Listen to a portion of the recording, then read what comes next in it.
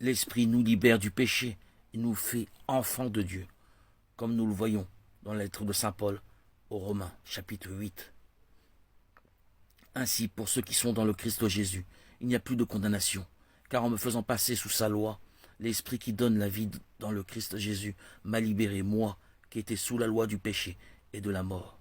En effet, quand Dieu a envoyé son propre Fils dans notre condition humaine de pécheur pour vaincre le péché, il a fait ce que la loi de Moïse ne pouvait pas faire à cause de la faiblesse humaine. Il a détruit le péché dans l'homme charnel. Il voulait ainsi que les exigences de la loi se réalisent en nous, qui ne vivons pas sous l'emprise de la chair, mais de l'esprit. En effet, sous l'emprise de la chair, on tend vers ce qui est charnel. Sous l'emprise de l'esprit, on tend vers ce qui est spirituel. Et la chair tend vers la mort, mais l'esprit tend vers la vie et la paix. Car la chair tend à se révolter contre Dieu. Elle ne soumet pas à la loi de Dieu. Elle n'en est même pas capable.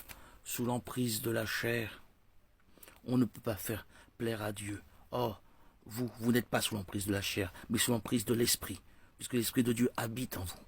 Celui qui n'a pas l'esprit du Christ ne lui appartient pas. Mais si le Christ est en vous, votre corps a beau être voué à la mort à cause du péché, l'esprit est votre vie, parce que vous êtes devenus des justes. Et si l'esprit de celui qui a ressuscité Jésus d'entre les morts habite en vous, celui qui a ressuscité Jésus d'entre les morts donnera aussi la vie à votre corps mortel par son esprit qui habite en vous. Ainsi donc, frères, nous avons une dette, mais ce n'est pas envers la chair. Nous n'avons pas à vivre sous l'emprise de la chair. Car si vous vivez sous l'emprise de la chair, vous devez mourir. Mais si par l'esprit vous tuez les désordres de l'homme pécheur, vous vivrez. En effet, tous ceux qui se laissent conduire par l'Esprit de Dieu, ceux-là sont fils de Dieu. L'Esprit que vous avez reçu ne fait pas de vous des esclaves, des gens qui ont encore peur. C'est un esprit qui fait de vous des fils. Poussés par cet esprit, nous crions vers le Père en l'appelant Abba.